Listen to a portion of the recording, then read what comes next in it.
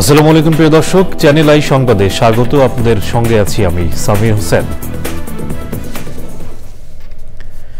বিস্তারিত সংবাদের শুরুতে জানিয়ে দিচ্ছি ফ্রেশ আটা ময়দা সুজি সংবাদ শিরোনামগুলো। 8 দিন লড়াইয়ের পর মারা গেছে মাগুরায় ধর্ষণের শিকার শিশুটি। ধর্ষণ ও নারী নিপীড়নের ঘটনা দ্রুত বিচারের দাবিতে ঢাকা সহ সারা দেশে বিক্ষোভ। জাতীয় পরিচয়পত্র নিবন্ধন আইন মঙ্গলবারের মধ্যে বাতিল করে এনআইডি কার্যক্রম ইসিতে পুনর্বহাল দাবি, না হলে বুধবার সারা দেশে অর্থ দিবস কর্মবিরতি।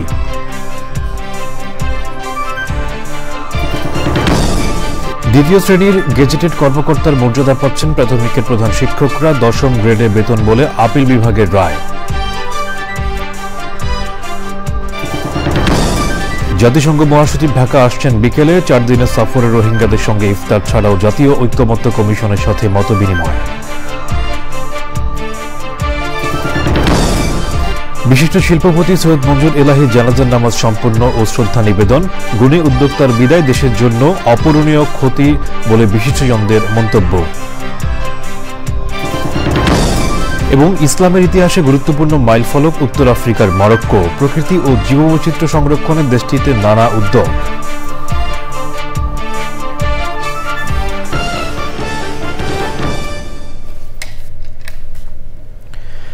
সংবাদ শিরোনামগুলো জানাচ্ছিলাম। এখনকার সংবাদ আয়োজন একই সঙ্গে চ্যানেল আইয়ের ইউটিউব চ্যানেল এবং চ্যানেল আইয়ের ওটিটি প্ল্যাটফর্ম আই স্ক্রিনে লাইভ স্ট্রিম হচ্ছে। এবার বিস্তারিত। সিএমএইচে চিকিৎসাধীন মাগুরার শিশুটি মারা গেছে। ইন্না লিল্লাহি ওয়া ইন্না ইলাইহি রাজিউন। আজ দুপুর 1টায় শেষ নিঃশ্বাস ত্যাগ করে শিশুটি।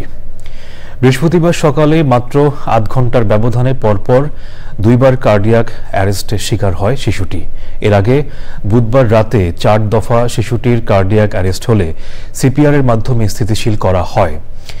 শিশুটির মৃত্যুতে শোক জানিয়েছেন প্রধান উপদেষ্টা ডক্টর মোহাম্মদ ইউনূস। শোক জানিয়েছেন বাংলাদেশ সেনাবাহিনী। লায়লা নওশিনের রিপোর্ট। মাগুরায় বোনের বাড়িতে বেড়াতে গিয়ে ধর্ষণের শিকার 8 বছরের শিশুটি গত শনিবার থেকেই ঢাকার সম্মিলিত সামরিক হাসপাতালে লাইফ সাপোর্টে ছিল। মঙ্গলবার থেকে দফায় দফায় কার্ডিয়াক অ্যারেস্ট হয় শিশুটির। বৃহস্পতিবার সকালে আধ ঘন্টার ব্যবধানে আরও 2বার কার্ডিয়াক অ্যারেস্টের খবর জানায় হাসপাতাল কর্তৃপক্ষ। চিকিৎসকদের সব চেষ্টা ব্যর্থ করে সবশেষ সিএমএইচ শিশুটিকে মৃত ঘোষণা করে। ধর্ষণের অভিযোগে এরই মধ্যে মামলা করেছেন শিশুটির মা। শিশুটির ভগ্নিপতি, বোনের শ্বশুর, শাশুড়ি ও ভাসুরকে গ্রেপ্তারের পর রিমান্ডে নেওয়া হয়েছে। গত বৃহস্পতিবার বেলা 11:30টার দিকে অচেতন অবস্থায় শিশুটিকে মাগুরা 250 শয্যার হাসপাতালে নিয়ে আসেন তার বোনের শাশুড়ি। পরে শিশুটির মা হাসপাতালে যান। ওই দিন দুপুরে উন্নত চিকিৎসার জন্য তাকে ফরিদপুর মেডিকেল কলেজ হাসপাতালে পাঠানো হয়। সেখান থেকে বৃহস্পতিবার রাতেই পাঠানো হয় ঢাকা মেডিকেল কলেজ হাসপাতালে। শুক্রবার রাতে তাকে লাইফ সাপোর্টে নেওয়া হয়। সংকটাপন্ন শিশুটিকে গত শনিবার সন্ধ্যায় ঢাকা মেডিকেল কলেজ হাসপাতালের পিআইসিইউ থেকে সম্মিলিত সামরিক হাসপাতালে স্থানান্তর করা হয়। Laila Nowshin, channel I, Dhaka. ধর্ষণ ও নিপীড়নের প্রতিবাদে রাজধানী সহ সারা দেশে বিক্ষোভ কর্মসূচি চলছে। মানববন্ধন, বিক্ষোভ মিছিল ও সমাবেশে ধর্ষণ ও নারীর প্রতি সহিংস ঘটনার দ্রুত বিচার দাবি জানাচ্ছেন বিক্ষোভধরা। রাঙামাটিতে শিশু ও নারীর প্রতি সহিংসতা প্রতিরোধে মানববন্ধন করেছে সিএইচটি উইমেন অ্যাক্টিভিস্ট ফোরাম। মানববন্ধনে বক্তারা ধর্ষণকারীর মৃত্যুদণ্ড দাবি করেন। নারী নির্যাতন রোধে জনসচেতনতা বাড়ানোর তাগিদ দেন তারা। লক্ষ্মীপুরে নারী ও শিশু ধর্ষণ, নির্যাতন, নিপীড়নের প্রতিবাদে এবং ধর্ষকের দৃষ্টান্তমূলক শাস্তির দাবিতে মানববন্ধন করেছেন বিটিপিটি শিক্ষক প্রশিক্ষণার্থীরা।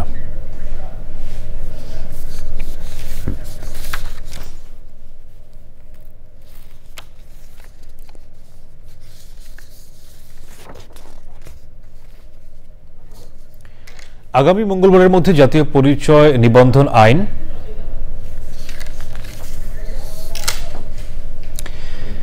সারা দেশের সরকারি প্রাথমিক বিদ্যালয়ের প্রধান শিক্ষকরা 2য় শ্রেণীর গেজেটেড কর্মকর্তার মর্যাদা পাবেন। সেই সঙ্গে এখন থেকে তাদের 10ম গ্রেডে বেতন হবে বলে রায় দিয়েছেন আপিল বিভাগ। তবে চলতি দায়িত্বে থাকা প্রধান শিক্ষকরা এই সুবিধা পাবেন না। রায়ে সন্তোষ প্রকাশ করে শিক্ষকরা বলেছেন, ভবিষ্যতে কোনো অন্যায়ের সাথে তারা সম্পৃক্ত হবেন না। মাজারুল হক মান্নার রিপোর্ট।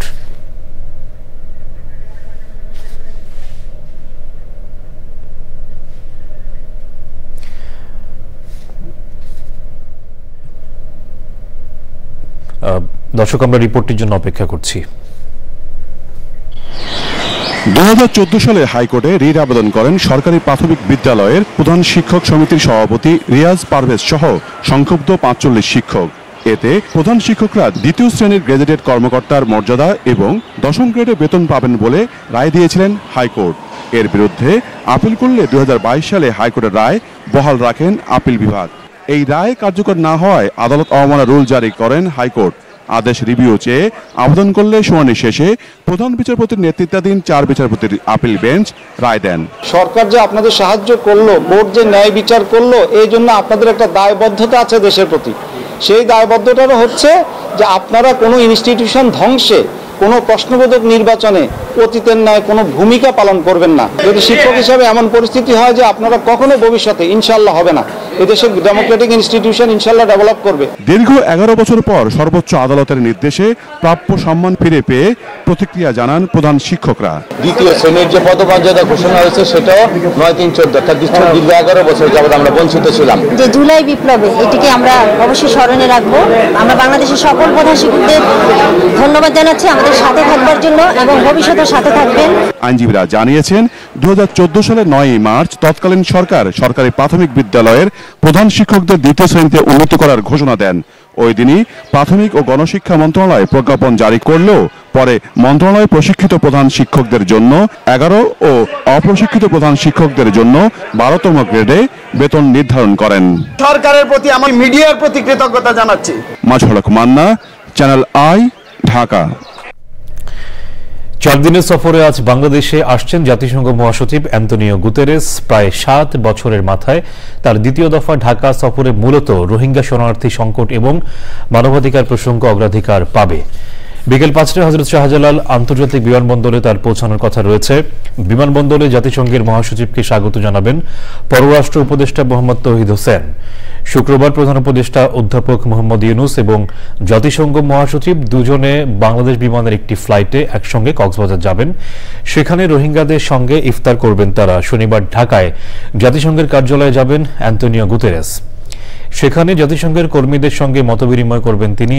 দুপুরে জাতীয় ঐক্যমত্য কমিশন, যুব সমাজ ও নাগরিক প্রতিনিধিদের সঙ্গে তার মতবিনিময়। শনিবার বিকেলে একটি যৌথ সংবাদ সম্মেলন হওয়ার কথা রয়েছে। সন্ধ্যায় জাতিসংঘ মহাসচিবের সম্মানে ইফতার ও নৈশভোজের আয়োজন করেছেন প্রধান উপদেষ্টা অধ্যাপক ইউনুস। রোববার সকালে জাতিসংঘ মহাসচিবের ঢাকা ছেড়ে যাওয়ার কথা রয়েছে। ঈদকে সামনে রেখে দাবি আদায়ে শ্রমিকদের রাস্তায় না নামার অনুরোধ জানিয়েছেন পুলিশের মহাপরিদর্শক বাহারুল আলম। গাজীপুর মহানগরের মোগরখাল এলাকায় ইন্ডাস্ট্রিয়াল পুলিশের কল্যাণ সভায় তিনি আরও বলেন, প্রতি বছর ঈদ উদযাপন করতে ঢাকা ও গাজীপুর থেকে কয়েক লাখ মানুষ বাড়ি যান। তাদের এই ঈদযাত্রা বিঘ্ন করতে যারা সড়ক মহাসড়কে বিশৃঙ্খলা সৃষ্টি করবে তাদের বিরুদ্ধে কঠোর ব্যবস্থা নেওয়া হবে বলে হুঁশিয়ারি দিয়েছেন তিনি। এর আগে কল্যাণ সভায় ইন্ডাস্ট্রিয়াল পুলিশ সদস্যদের সঙ্গে উন্মুক্ত আলোচনা করেন আইজিপি। সে সময় আরও ছিলেন ইন্ডাস্ট্রিয়াল পুলিশের প্রধান Sibgatullah, Gazipur metropolitan police commissioner doctor Mohammad Nazmul Karim Khan ও পুলিশের ঊর্ধ্বতন কর্মকর্তারা। বর্তমানে শান্তি শৃঙ্খলা রক্ষা, মানুষের জনজীবন যেন সুন্দরভাবে চলে, এইসব জায়গায় অনেকেই চেষ্টা করবেন যে এখানে যেন অস্থিরতা তৈরি হয়, বলা যায় যে এই প্রশাসন ব্যর্থ হচ্ছে, এরকম তো অনেকেই আছেন। খুবই সাধারণভাবে কমন সেন্স এটা, যে এরকম একটা সংক্ষুব্ধ পক্ষ আছেই এবং তারা সেটা সমাজের বিভিন্ন পর্যায়ের লোক। তো তাদেরকে প্রতিহত করাই আমাদের কাজ, সেজন্যই আমরা আছি, শান্তি শৃঙ্খলাটা যেন বজায় থাকে। আগামী মঙ্গলবারের মধ্যে জাতীয় পরিচয় নিবন্ধন আইন 2023 বাতিল করে এনআইডি কার্যক্রম নির্বাচন কমিশনের অধীনে পুনর্বহাল করতে হবে। দৃশ্যমান অগ্রগতি না হলে পরদিন বুধবার নির্বাচন কমিশন সচিবালয় ও মাঠ পর্যায়ে সকল কার্যালয়ে অর্ধদিবস কর্মবিরতি পালনের ঘোষণা দিয়েছে নির্বাচন কমিশন অফিসার্স কল্যাণ অ্যাসোসিয়েশন। এনআইডি সেবা ইসির অধীনে থাকা উচিত বলে মনে করেন কমিশনের সিনিয়র সচিব। নাজিব বেগের রিপোর্টে দেখুন বিস্তারিত। এনআইডি কার্যক্রম নির্বাচন কমিশনের কাছ থেকে স্বরাষ্ট্র মন্ত্রণালয়ের সুরক্ষা সেবা বিভাগের অধীনে নিতে 2010 সালের আইন বাতিল করে জাতীয় পরিচয় নিবন্ধন আইন 2023 প্রণয়ন করে বিগত আওয়ামী লীগ সরকার। পট পরিবর্তনের পর বর্তমান সরকারও এনআইডি সেবা স্থানান্তরের প্রক্রিয়া শুরু করেছে। নাগরিক সেবাকে সহজ করতে সম্প্রতি জন্ম নিবন্ধন, এনআইডি ও পাসপোর্ট সেবা নিয়ে একটি কমিশন গঠনের উদ্যোগ নেয় সরকার।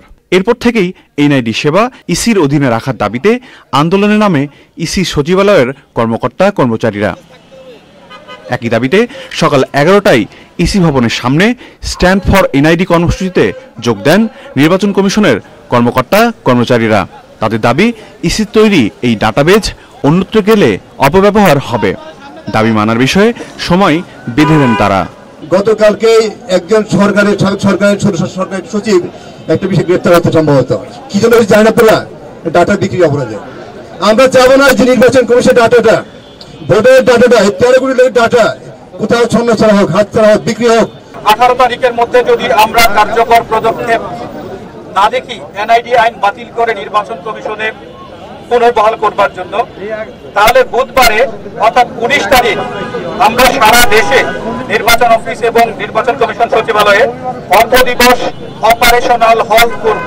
এনআইডি সেবাকে অন্যত্র নেয়ার বিষয়ে ইসির সিনিয়র সচিব বলেন, প্রতিষ্ঠিত পদ্ধতিকে নতুন করে গড়ে তোলার কিছু নেই। আমরা মনে করি যে এনআইডি কার্যক্রমটা ইসির অধীনে থাকতে হবে বা থাকা উচিত। আমাদের কারিগরি দক্ষতা আছে, আমরা এখান থেকে কাম্য সেবা দিচ্ছি এবং এখান থেকে যে সেবা সম্প্রসারণের যে ক্ষেত্রগুলো সেটাও তৈরি করছি। কর্মকর্তাদের কর্মসূচির কারণে ইসির সেবা তেমন বাধাগ্রস্ত হয়নি বলেও মনে করেন তিনি। নাজিব বেগ, চ্যানেল আই, ঢাকা। বিশিষ্ট শিল্পপতি সৈয়দ মঞ্জুর এলাহীর জানাজায় অংশ নিয়ে বিশিষ্টজনেরা বলেছেন, এই গুণী উদ্যোক্তার চলে যাওয়া দেশের জন্য অনিঃশেষ ক্ষতির। নিজের প্রতিষ্ঠিত প্রিয় ইস্ট ওয়েস্ট বিশ্ববিদ্যালয়ের ক্যাম্পাসে বিদেহী আত্মার মাগফিরাত কামনায় অসংখ্য শিক্ষার্থীর সঙ্গে শরিক ছিলেন প্রিয় সন্তান সৈয়দ নাসিম মঞ্জুর। জোহরের নামাজের পর গুলশান আজাদ মসজিদে দ্বিতীয় জানাজা শেষে বনানী কবরস্থানে স্ত্রীর কবরে তাকে দাফন করা হবে। রিজভী নিউজের রিপোর্ট। অনন্ত লোকের যাত্রায় সৈয়দ মঞ্জুর এলাহী 83 বছরের কর্মময় এক জীবন শেষ করে প্রিয় সন্তানদের একান্ত সান্নিধ্যে জীবনের শেষ সময়টা ছিলেন দারুণ স্নিগ্ধ আর শান্ত। সিঙ্গাপুর থেকে বারবার দেশে ফেরার তাগিদ জানিয়েছেন পুত্র সৈয়দ নাসিম মঞ্জুরের কাছে। ট্রাস্টি বোর্ডের চেয়ারম্যান হিসেবে ভালোবাসার প্রতিষ্ঠান ইস্ট ওয়েস্ট বিশ্ববিদ্যালয় ক্যাম্পাসে সৈয়দ মঞ্জুর এলাহী। মৃত্যুকালে সৈয়দ মঞ্জুর এলাহী পাক কালাম থেকে আল্লাহ রসুলের নাম নিচ্ছিলেন এবং শান্তিপূর্ণভাবে তিনি দুনিয়া ছেড়ে চলে গেছেন। আমরা সবাই মিলে প্রার্থনা করব। বারে বারে আমাদেরকে বলেছেন দেশ আগে বাকি সব কিছু। দ্বিতীয় কথা যেটা ফরাজ চাচা বলেছেন যে আমাকে ফিরে যেতে হবে, আমার ইস্ট ওয়েস্টের ছেলেমেয়েরা অপেক্ষা করছে আমার জন্য। জানাজা শেষে আরেক প্রতিষ্ঠান মিউচুয়াল ট্রাস্ট ব্যাংকের প্রধান কার্যালয়ে শেষবারের মতো পরিচালনা পর্ষদের চেয়ারম্যান সৈয়দ মঞ্জুর এলাহী। এবং এখন আমরা যা আশেপাশে যা দেখতে পাচ্ছি, মনের মধ্যে ঘৃণা জন্মায় এবং এই ধরনের আদর্শ মানুষ তারা জাতির কাছে, মানুষের কাছে প্রমাণ করে গেছেন যে সৎভাবে ব্যবসা করেও পৃথিবীর নাম করানো যায়। আমাদের শ্রদ্ধা জানাচ্ছি, উনি আমাদের সাথে ছিলেন, উনি ওয়াজ একটা গার্জিয়ান ফিগার ফর আস। উনি আমাদের অনেক কিছু দেখিয়েছে, শিখিয়েছেন। উনার জন্য আমরা সবাই দোয়া করব। বুধবার সকালে সিঙ্গাপুরের একটি হাসপাতালে চিকিৎসাধীন অবস্থায় মৃত্যুবরণ করেন জীবনের চেয়েও বড় হয়ে ওঠা কীর্তিমান সৈয়দ মঞ্জুর এলাহী। রিজভিনা ওয়াজ, চ্যানেল আই, ঢাকা। উত্তর আফ্রিকার মুসলিম সংখ্যাগরিষ্ঠ রাষ্ট্র মরক্কো, যা ইসলামের ইতিহাসে গুরুত্বপূর্ণ স্থান দখল করে আছে। দেশটির অন্যতম গুরুত্বপূর্ণ অর্থনৈতিক খাত পর্যটন। অ্যাটলাস পর্বতমালা, মিনারা গার্ডেন, হাসান মসজিদ সহ মরক্কোতে রয়েছে বিভিন্ন ঐতিহাসিক পর্যটন স্থাপনা। পাশাপাশি নানা উদ্যোগের মাধ্যমে সংরক্ষণ করা হচ্ছে মরক্কোর প্রকৃতি ও জীববৈচিত্র্য। মরক্কোর প্রকৃতি ও ইসলামিক নিদর্শন নিয়ে আফরোজা হাসির ডেস্ক রিপোর্ট। আটলান্টিক মহাসাগর তীরবর্তী দেশ মরক্কো। দেশটির আরবি নামের অর্থ পশ্চিমের রাজ্য। প্রাচীন প্রস্তর যুগ থেকেই দেশটিতে জনবসতি ছিল। 7ম শতাব্দীর মাঝামাঝি সময়ে ইসলাম ধর্মের বিকাশ ঘটে মরক্কোয়। মরক্কোর ভূখণ্ড মূলত পাহাড়ি, তবে দেশটির উত্তর পশ্চিমে রয়েছে উর্বর কৃষিজমিও। মরক্কো জুড়ে হাজার হাজার মসজিদ, মাদ্রাসা ও ইসলামিক স্থাপনা রয়েছে। বেশিরভাগ মসজিদের নির্মাণশৈলী অত্যন্ত আকর্ষণীয় ও দৃষ্টিনন্দন।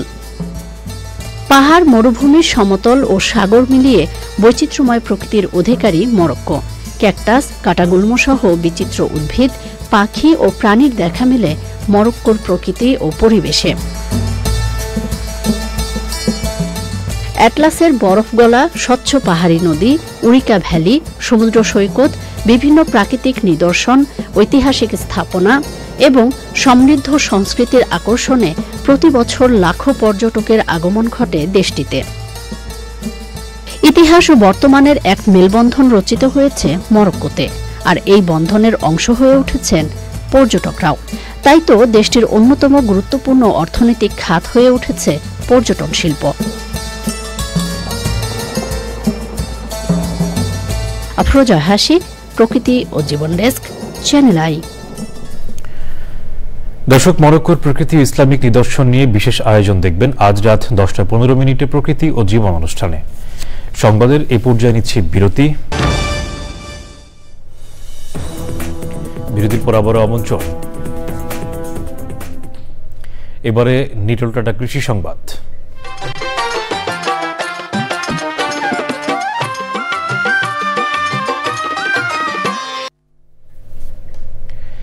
যশোরের প্রকৃতিতে মিষ্টি সুবাস ছড়াচ্ছে আমের মুকুল। সবুজ সোনালী রঙের অপরূপ সাজে সেজেছে আম বাগানগুলো। সে সময় অনুকূল আবহাওয়ায় আমের ভালো ফলনের স্বপ্ন দেখছেন বাগান মালিকরা। এবার প্রকৃতি সংবাদ।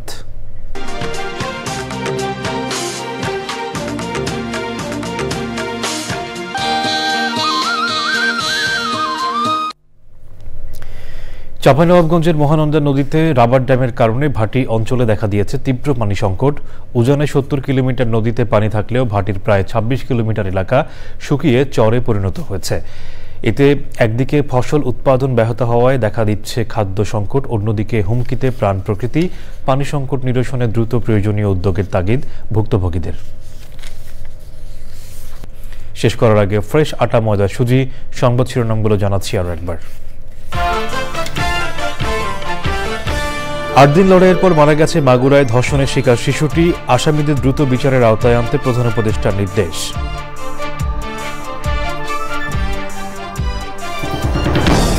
জাতীয় পরিচয়পত্র নিবন্ধন আইন মঙ্গলবারের মধ্যে বাতিল করে এনআইডি কার্যক্রম ইসিতে পুনর্বহাল দাবি। না হলে বুধবার সারা দেশে অর্ধদিবস কর্মবিরতি।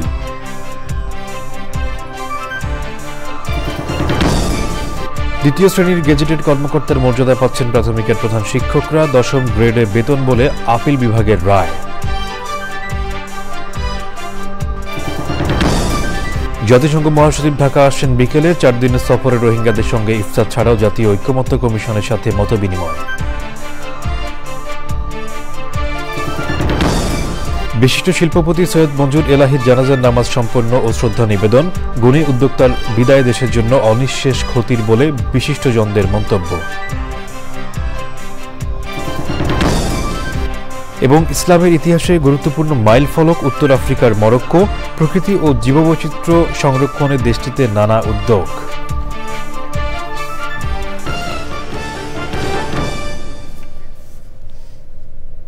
এখনকার সংবাদ আয়োজন এ পর্যন্ত। এতক্ষণ সাথে থাকার জন্য ধন্যবাদ সবাইকে।